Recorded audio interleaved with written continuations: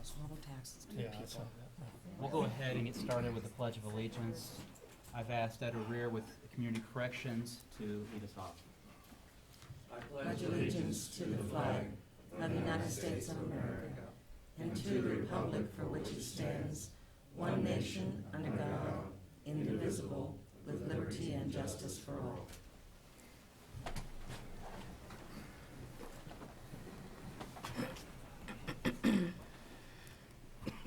Good morning and welcome to the June 4, 2015 meeting for the Shawnee County Board of Commissioners. My name is Kevin Cook. I serve as the chair of the Board of County Commissioners, also representing District 2. Joining me today is Commissioner Bob Archer, representing District 3. Good morning. Good And morning. Commissioner Shelley Bueller, representing District 1. Good morning. Madam Clerk, if we could start with our first item. First item is item 3, consent agenda. Are there any questions or comments regarding the consent agenda? Motion to approve the consent agenda as presented. Second. There's been a motion by Commissioner Archer for approval of the consent agenda as presented, seconded by Commissioner Bueller. All in favor say aye. All opposed. The motion passes 3-0. Next item. Item 4, new business A, County Clerk number 1, consider all voucher payments. The vouchers are totaling $974,899.61. The majority of that is $500,000 for a settlement from Monday. $76,340.99 in pool cash. The largest of that amount is Kansas withholding tax. And then third is $64,774.15 solid waste, and that is a non-tax fund. So I have no questions. Move approval. There's been a motion by Commissioner Bueller for approval of the vouchers. Second. Motion has been seconded by Commissioner Archer. All in favor say aye. All opposed. Passes 3-0. Next item. Item A2, consider correction orders. I'll make a motion to approve the correction orders. Second. Motion made by Commissioner Cook, seconded by Commissioner Bueller. All in favor say aye. All opposed. Passes 3-0. Next item. Item B, Public Works Solid Waste. Number 1, consider approval of the project budget for the Southwest Urish Road, Southwest 17th to Southwest 21st Street project to include final design, construction engineering, utility adjustment, and contingencies at a cost of $1,780,233. Good morning, Commissioners. Tom Black with Public Works and Solid Waste. This is the Public Works item. Again, this is just the budget for this project to improve, widen Urish Road from between 17th and 21st Street. This project is intended to be constructed in 2017. And if there's any questions, I'd be happy to try to answer them. The funding would come from some federal exchange funds and funds we have in our Shawnee County Road and Bridge federal projects account. So if there's any questions, I'd be happy to try to answer them. Tom, I know that you have it slotted in calendar year 2017. Do you have a time frame that you're looking at for that construction? Typically, projects go from, I believe this one is length, probably from March to August, would be Okay. my guess. All right. For this one's fairly short as far as distance-wise. And the construction at 21st and this is on Urish, this will be from 21st to 17th Street, correct? Yeah, more 21st, actually, the 21st roundabout project, when they completed that one went about 19th or 20th. So we're really looking from 17th to 19th or 17th to 20th. We won't be actually going all the way to 21st, but they'll be closing that gap. Okay. I know that you were gone on Monday when we had some discussion regarding the construction that's going on at 29th in Urish area, Indian Hills, for Mhm. 20 on 29th Street. What notice does the Public Works send out when we start a construction project? Well, we had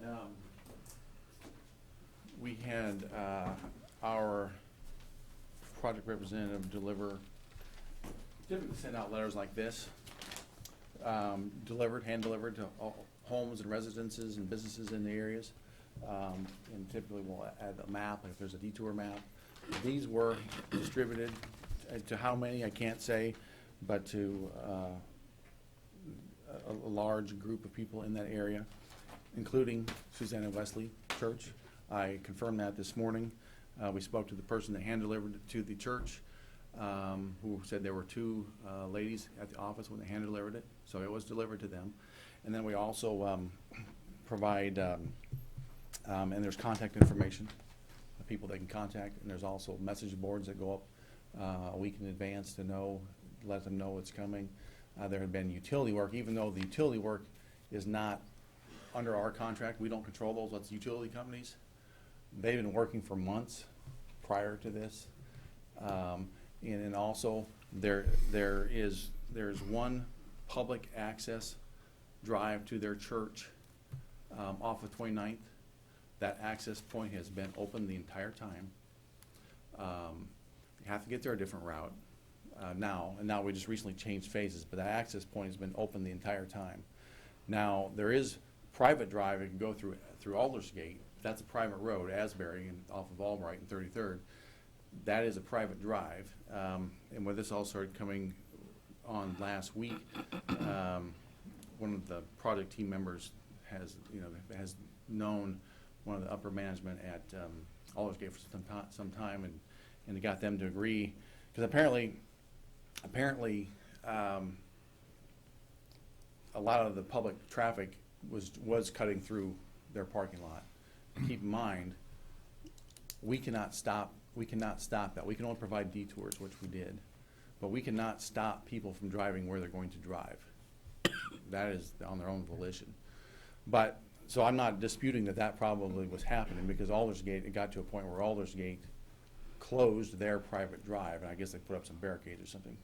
But anyway, but one of our project team members actually on the contractor apparently has a long-standing relationship or friendship with some of the upper management at Aldersgate, and so they agreed to reopen it and to allow access back from the south back to Susanna Wesley.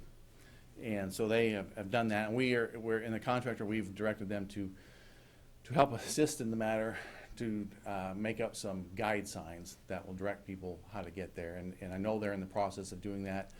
Hopefully that will be done as early as today. I can't say for certain, because they're having them made up by, I think, Seahawk.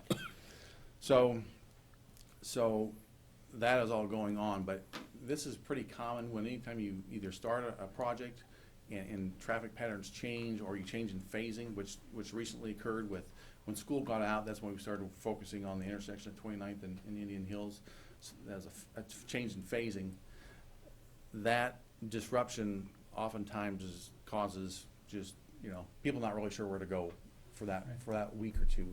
And then usually after a week or two, people kind of figure out where they're going, and then things settle down. So this past week was a change in phasing, and this all just happens oftentimes in these kinds of projects. Is it inconvenient? Sure, it is. But the only road construction project that's never been inconvenient has been the only ones that have never been done. If you're going to reconstruct a road, it's going to be inconvenient. And during design, we had looked at, can you phase it so that it really have a very minimal impact on access? Yeah, you could, but that would put it into two construction seasons, excuse me. And we think it would cost an extra $300,000 or $400,000 to do that, to have them come back in 2 subsequent years.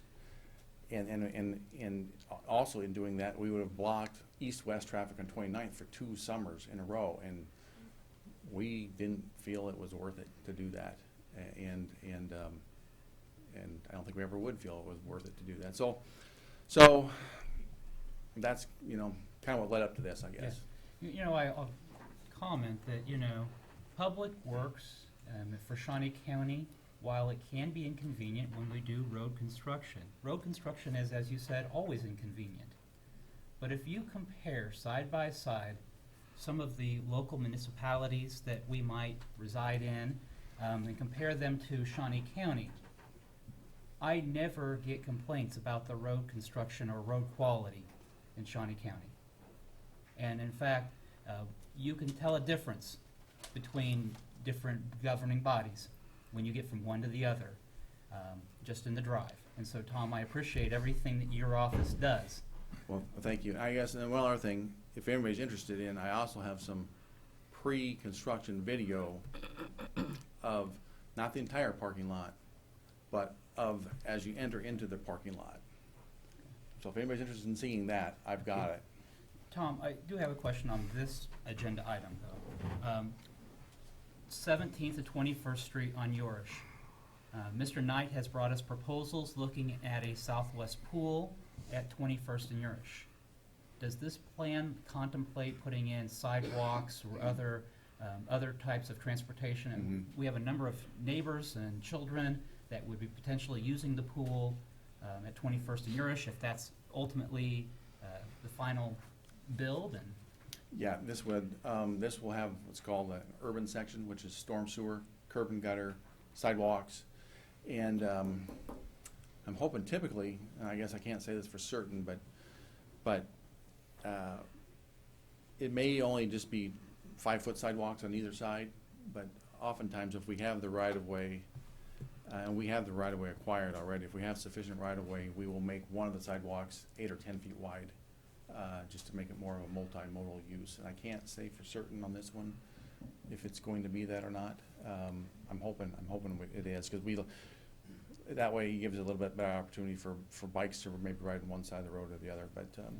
But yes, there will be sidewalks for certain on that. very good. I know that there's been a concern about how we're going to get everybody to the pool safely. And to probably answer Commissioner Archer's question from a few weeks ago, I've not heard back yet on the section between 21st and 29th. I'm still waiting for an answer whether or not the city has that in their schedule. So I haven't forgotten, I'm just still kind of waiting on that. Other questions commissioners might have? Commissioner Drew, Armstrong? just briefly, and thank you for investigating 21st to 29th in Yurish. I think that's important, and got an email from a constituent this morning that you answered and said this is a city issue, and hopefully they will address it. But just to reiterate sort of what Commissioner Cook says, everybody wants improvements to their road and bridges, but they don't want their lives disrupted. But I think we've done, and I agree, we've done an excellent job of minimizing that. We've given people plenty of notice in advance of what's going on. May want to take a copy of that letter and the map and provide it to the Capitol Journal, just so they'll have an example of how we go the extra mile to make sure people's lives are disrupted as much as Well, possible. As and least as possible. we Yeah, found, as yeah, What did I say? As much as possible.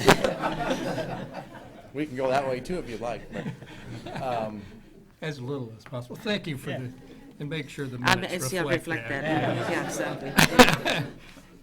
we found that actually distributing things like this have typically saved we believe, a ton of phone calls, because they can call on their leisure and have just a conversation with someone and ask, detailed questions. And so even though it's some legwork, we think it's well worth it to do something like this and try to hit as many people that we think are going to be affected in the area. Now, does it mean that maybe someone's either gets missed? No, it's possible that could happen. Or do they think it's junk mail? That could happen too. But at least in my experience, since we started doing things like this, it's really cut down on I guess emergency communications, I guess, for lack of a better term, after the project started. Okay. So Commissioner Bueller? Might just ask Tom, when we set a detour, the detour has to go onto another county road, correct? for the most part, most yes. part. I mean,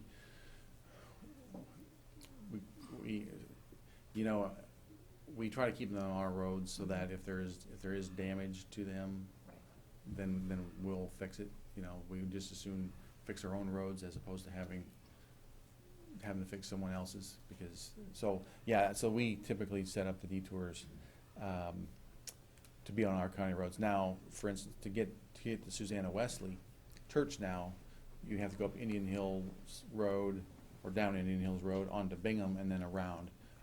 Those are not our roads, but that traffic really should be limited just to going to that church and day camp and things of that nature. So if the traffic is limited to just that, which it should be, that should really be pretty minimal amount of traffic, for the most part. Right. Because that shouldn't be 29th Street traffic taking that route, because they can't get anywhere except to the church. Well, and I know that we have been corresponding with Pastor Campbell since, I believe, mid-April. And we're following up this morning as well. We're gonna have a meeting after this meeting, with her, and she's kind of been the point of contact. And so, yes, I think in the And change of If I recall, I think everything this is, last I think this is in, I think it's in your district, Yes, it I think is. that's why she reached out to you, if I Yeah. remember right, but. Yep. So we just need, I think we do an excellent job of notification and also of continuing that notification, but not everybody is getting that information. And again, this will not be the last time. Anytime, like I said, anytime we start a project or change in phasing, it's always a week or two that it takes a while for it to settle in and kind of level out. And it happens every time. It does. It happens every time. Move approval of the project budget? Second. There's been a motion made by Commissioner Bueller for approval of the project budget. The motion has been seconded by Commissioner Archer. Before we take vote on it, I know that there is an individual that is asked to make comment, and so. Thank you. Actually, I'm the If you could say your name. I'm sorry, Jeff Imperato. I live at 1749 Southwest Valley View Court, which is 3 blocks west of the Urish Road that is in question here. And I am the Hidden Valley subdivision watch person, and I've kind of been interested in the road and what's going to happen. And of course, I've been doing this a while, and so I created a little map of our area, and I would like to have people consider, or the commissioner consider, installing a stop sign at would be Valley View Drive, which is the last parallel. The last place that you can go before you go into the main subdivision. It is a road from 17th to Ancaster Road that is a complete. There's no stop signs. So basically, you start 30 miles an hour, and by the end of it, you can certainly exceed that. And so on the map here, I'll just basically distribute to the commission. We'd just like to have a stop sign, some maybe school crossings, because there's some children gathered during the summertime or during the school year, and possibly a light installed at 18th. We already have a security light which the neighbors have been paying for. I've been there 10 years, and for the first 3, we're in absolute darkness over there. And so I inquired of Westar, and they attached the pole, but with this expansion, we've been paying for this a special assessment for the streets, and we should like to be able to see it. So I'm just going to give you the maps here, and appreciate if you would consider installing some safety issues so we can mitigate anything that wouldn't happen at 29th Street. Thank you. If you would please give a copy to our Public Works Director, Certainly. and then he, also, before you leave, if you might be able to get his contact information Oh, absolutely. as we do the project and the construction. I know that the Public Works Office has always been, in my experience with constituents as well as myself, very responsive to Yeah, we're just anticipating 17th Road or street becoming basically a detour, an unintentional detour, and because there's no stop sign there, it will be basically a speed road there. So, just trying to mitigate that, and we appreciate your consideration. Absolutely, thank you. Thank you. Just one comment on this, just so you're all aware. This portion of 17th Street is not a county road. And I don't recall if this is, I think this is in Mission Township, actually, Mission Township Road. Typically, and we wouldn't have an issue with the stop sign, but we would need the request to come from the township, because we just don't put traffic control signs on their roads. So the request for anything like this would have to, we ask that the request come from the governing board of whatever entity has jurisdiction over the roadway, and then they funnel it through us, and then it would come to the commission.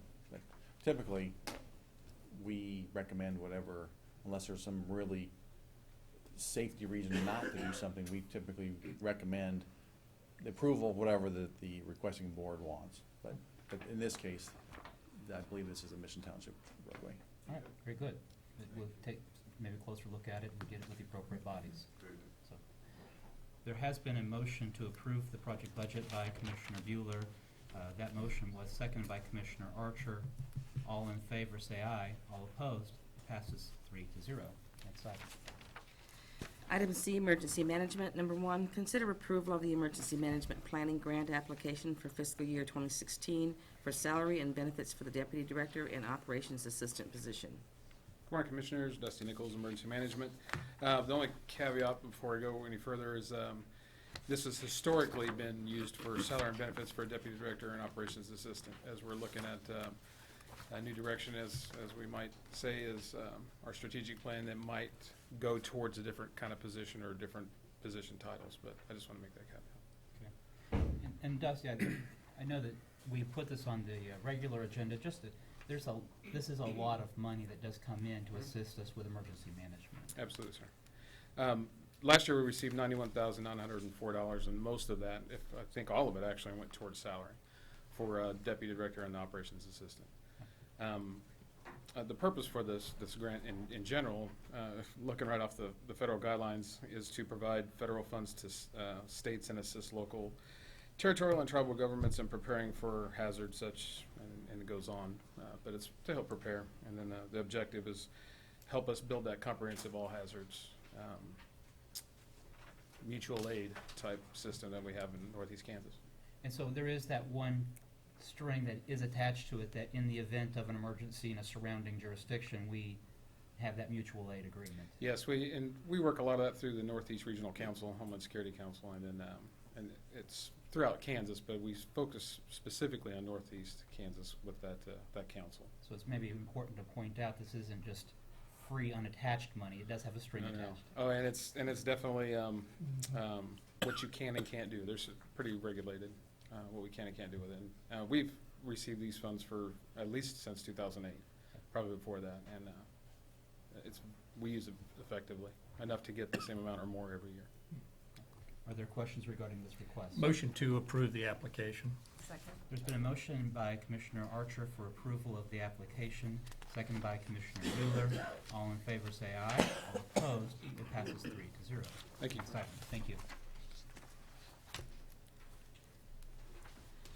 Item D, Sheriff's Office. Number 1, acknowledge receipt of correspondence from Sheriff Jones regarding the purchase of 2 GPS units with an annual subscription for access to mapping services at a total cost of $5,019. Hello, Commission. Phil Bloom, Under Sheriff, Shawnee County Sheriff's Office. I'm here to answer any questions that I may be able to for you on this particular item. And I had asked for this item to be placed off of our consent onto this. It does have a multi-year, it's a longer contract, right?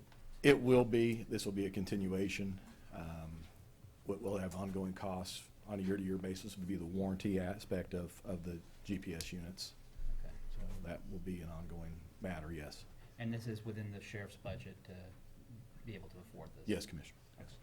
Are there any questions regarding this? Okay. I'll make a motion to acknowledge receipt of the correspondence from the sheriff. Second. Motion made by Commissioner Cook, seconded by Commissioner Archer. All in favor say aye. All opposed, passes 3-0. Thank you.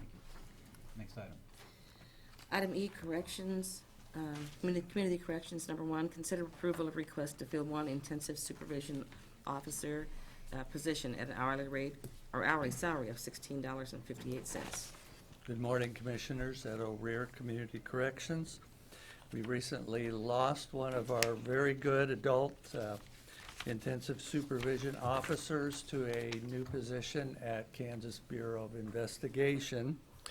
So we certainly wish her well. Her final day was last Friday, May 29th. We would seek your approval to approve this position. It is a range 25. Step 1 is $16.58 an hour. The annual salary will be $36,239.20. The total benefits package to accompany that, $14,755.03 for a total of $50,994.23. Funding for this position is included in our current and our upcoming FY16 budget. And this position, as all of our staff positions, are paid for from a grant from Kansas Department of Corrections. I'd be happy to entertain any questions you might have. Any questions regarding this request? Move approval. There's been a motion by Commissioner Bueller for approval of that request to fill the one intensive supervised probation position. Second. Seconded by Commissioner Archer. All in favor, say aye. All opposed, it passes 3-0. Thank you very much. Thank you. Next item. Item F, Parks and Recreation. Number 1, consider authorization and execution of the following contracts. A, Contract C 214-2015 with the Boots Catering for food and serving supplies for family night at Central Park Community Center at a one-time cost of $10 for delivery and $12.50 per person. And B, Contract C 215-2015 with Kenneth Smith to provide sound equipment and sound support for Wheatstock 2 at Old Prairie Town at a fee of $300. Good morning, Commissioners. John Knight, Parks and Recreation. The first contract that the clerk mentioned is a contract with the Boots Catering to provide food to a special event. As we plan that special event at the Central Park Community Center, user fees will more than cover any of the cost of those programs. The Kenneth Smith contract is a support for a special event that's coming up, one of our biggest special events that we hold in Wheatstock out at Old Prairie Town. Be happy to answer any other questions you may have. Any questions regarding these two service contracts? Don't have any. I'll make a motion for approval of the contracts. Second. Motion made by Commissioner Cook, seconded by Commissioner Bueller. All in favor, say aye. All opposed, passes 3-0. Next item. Item F2, consider authorization and execution of contract C216-2015 with Boy Scout Troop 193 for parking cars on July 4th during the Spirit of Kansas event at a cost of $1,200. Commissioners, this is a contract with a Boy Scout troop to help us with our event the event operations for the Spirit of Kansas event that comes up on the 4th of July. The number of hours, the number of people, the amount of time that this Boy Scout group is out there on 3 or 4 different parking lots helping park cars, if we were to staff that with paid employees. I don't want to tip my hand to make them negotiate for more for next year, but this is a very good deal for Shawnee County and goes to a good cause. Be happy to answer any other questions you may have. Any questions regarding this contract? Move approval. There's been a motion by Commissioner Bueller for approval of the contract. Second. Second by Commissioner Archer. All in favor, say aye. All opposed, passes 3-0. Next item. Item F3, consider out-of-state travel for an additional employee to attend the National Association of County Parks and Recreation Officials Summer Annual Meeting with lodging and travel paid for by the Parks and Recreation Foundation and registration costs to be paid by the Parks and Recreation budget. Commissioners, a few weeks ago, I was down here and asked for permission for out-of-state travel for one employee. I'm now asking for a second employee to go along. The hotel, airlines, those type of costs will be paid for by the foundation. The event registration, which is less, I think I wrote on here $300, but I think it's actually less than $200 for that weekend. Not only will I think this employee get something out of it, because the Mecklenburg County Parks and Recreation was one of the very first Parks and Recreation departments, city-county combined departments. They are also a leader in the nation with developing different partnerships, and the things that we are doing in our master plan, they've already done and are a few years ahead of us, and it'd be a valuable learning experience to spend the weekend in North Carolina. Be happy to answer any other questions you may have. Questions regarding this request? Now, I'll move to approve, and if I may, I thank you for bringing this up. Mecklenburg County, North Carolina is the benchmark in the United States for consolidation of Parks and Rec. I know we looked at it when we were considering that, and I also appreciate in the previous items you're linking these contracts and these services to the master plan, and I think that's important that we document that we're executing the master plan on a going forward basis. So I'll make a motion to approve. There's been a motion to approve by Commissioner Archer, Second. second by Commissioner Bueller. All in favor say aye. All opposed. Passes 3-0. Thank you, Commissioners. Thank you. Next item. Item 5, administrative communications. There are any persons wishing to address any other matters to the commission this morning? Commissioners, Town Block of Public Works and Solid Waste, and this is just the announcement that this Saturday, June 6th, from 9 to noon, our household hazardous waste facility will be open, and it is located at 131 Northwest 46th Street, again, which is a quarter mile east of the roundabout at North Topeka Boulevard and 46th Street. So, again, we take old paints, oils, batteries, light bulbs, pesticides, herbicides, cleaners, those natures, and it's free of charge to county residents, but not businesses, but free of charge for residents. Thank you. Thank you. We just had a Pat Roberts moment, didn't we?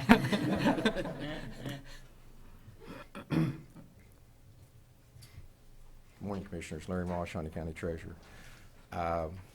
Hopefully this will not happen, but there's a lot of chatter in the news about possible furloughs for state employees. And so I've gotten questions about how that might impact our motor vehicle operations. I would think that we will be business as usual. There's a possibility that some things will have to defer, but for the record, we're planning on being open. Any questions? Any questions for Mr. Moss? Thank you very much. Thank you. Any other administrative communications this morning? Commissioner Bueller, anything? Commissioner Archer? Just a couple of quick items, Mr. Chair. I had the opportunity to meet with Chief James Brown for Topeka Police Department earlier this week and talk about his leadership model for TPD, and I came away very impressed. I also was able to attend the police department promotion ceremony that was held over at the Ramada, and again, that was a very impressive ceremony.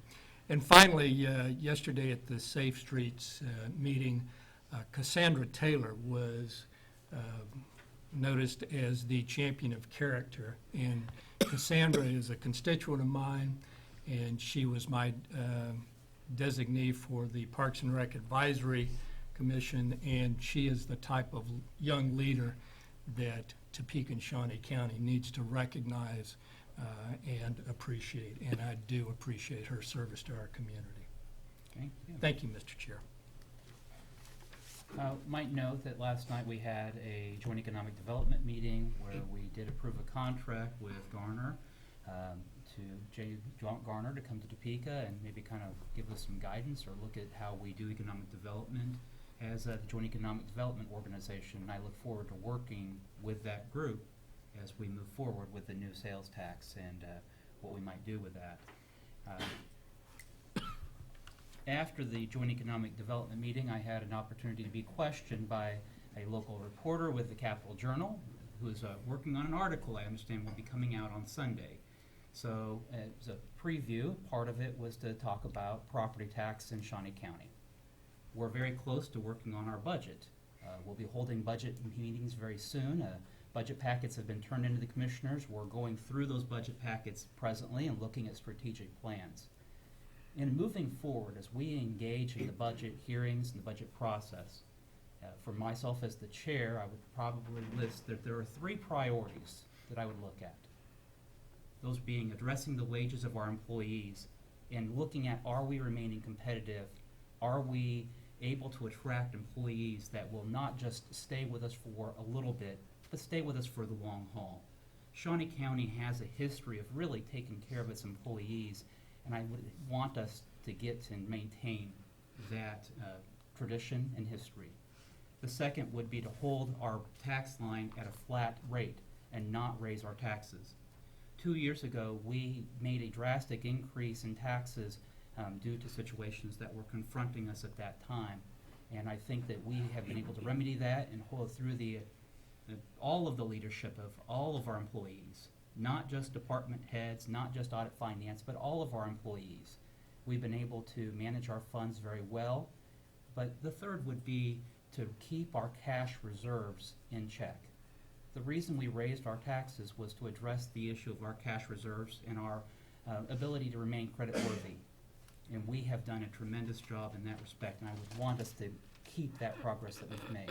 So as we move forward, myself as the chair, those will be the three things that I'll be looking at as we go through the budget process. I don't know that we have any other administrative communications. Next item. Item 6, executive sessions. There's not a need for an executive session today. We are adjourned.